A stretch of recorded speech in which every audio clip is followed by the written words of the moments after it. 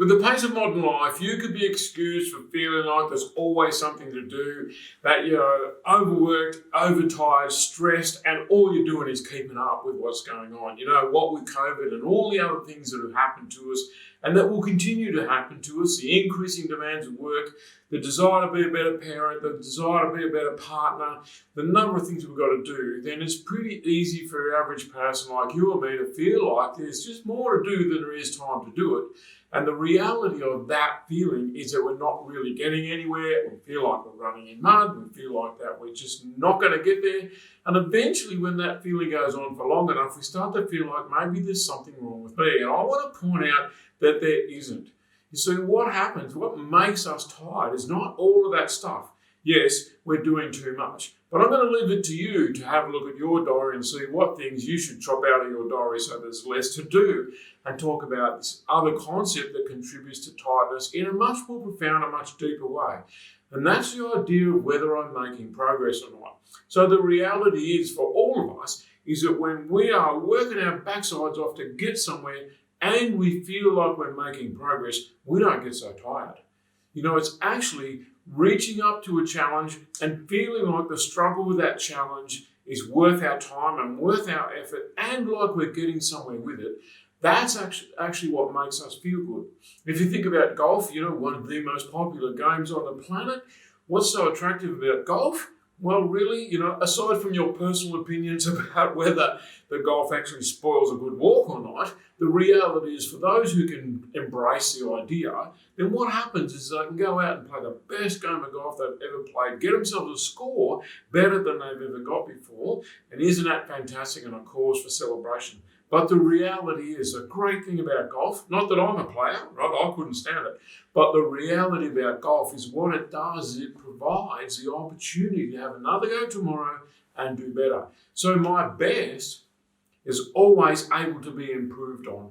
And that means the challenge never goes away.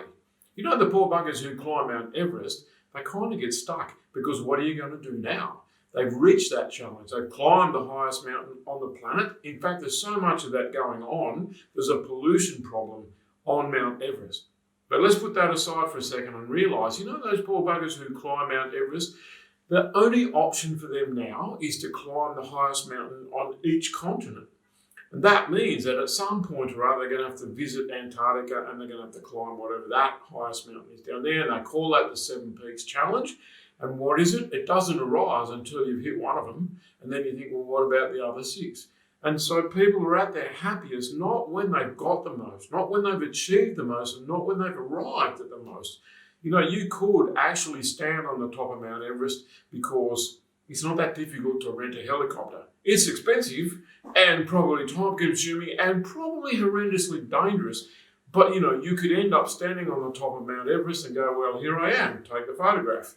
But not too many people are going to want to look at the photograph because, there's not much to look at. But in addition to that, the victory is not being there. The victory is getting there. And so what gets us excited about ourselves is what we haven't done yet, but which we think we might be able to.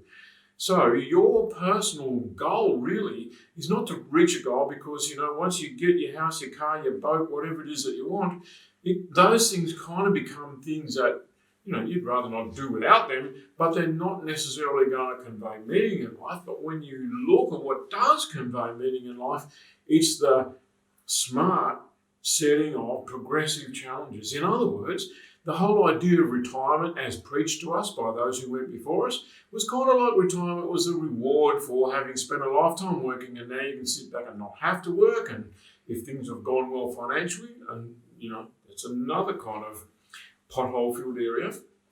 Then, if they have gone well financially, then perhaps there's superannuation or some other system in which we can that'll support us financially. We can sit back and relax. But most people who do that don't last long. They die quickly. And so we know that it's inactivity that kills people. There's a heap of research out there now that says you have to remain active. Well, that just doesn't mean get a bike and ride it. It means, for most people, the problem with, say, a treadmill or an exercise bike in the gym is they get bored shitless. And why wouldn't you? You're not going anywhere. If the same concept was taken for walking somewhere, there are literally millions of people around the world who go on walks which are really difficult. You might have heard of the El Camino in Spain, walk across the top of Spain. Spiritual pilgrimage, but really a challenge. We can look at all sorts of things, ride your bike from here to there, but really a challenge.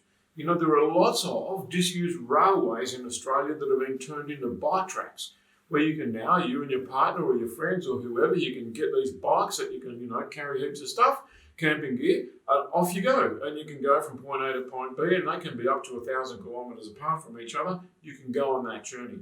Beautiful scenery, magnificent country to be in, unusual sights, unbelievable levels of stillness, peace and tranquility, but still a challenge. So the common denominator in what makes us happy is the challenge. Therefore, you need to look at what challenges you. I'm going to suggest to you that you need to look at what challenges you physically. In other words, how fit can you get? Because the fitter you get, the better your chance are you're going to last longer. But you kind of need the challenge, right? We know inactivity and sitting around is kind of like the kiss of death. So what can you do physically? What is challenging to you physically that is also meaningful? And maybe it's some of these walks and rides I've been talking about. Maybe it's something else. What is challenging to you mentally? Because if you don't challenge your mind, you know the story, use it or you lose it. Now we understand if we don't use this muscle here, we lose it and bingo, it's no use to us. Well, what about this muscle here? We have to exercise that. That means stressing it mildly under the right circumstances. I'm not saying stress it by trying to overproduce like most people do. I'm saying, what about learning Spanish or the guitar or how to touch type or playing Sudoku or chess games or whatever it is that challenges this thing. Maybe you need to start playing Scrabble with someone on the other side of the world because, believe it or not, you don't have to be in the same room as someone. There are apps on your phone where you can play with other people. You can challenge other people to chess or whatever it is that what you're going to do. And then what is challenging for you emotionally? What do you need to rise to? What do you need to rise above? What are the things in your life that emotionally challenge you, but you would be better off if you rose above those? So my recommendation to you is find what challenges you mildly, not stressfully, what challenges you mildly in terms of physical, mental, and emotional, because that rounds you out, and what you'll find is you will grow spiritually. When I ask crowds who would like to live a more spiritual life, a forest of hands go up. Then the question arises, okay, that's good, but how are you going to do that? And I'm suggesting you can find a spiritual place inside of you by tackling what's not necessarily easily, physically, mentally, and emotionally. And I'm saying all of them at once.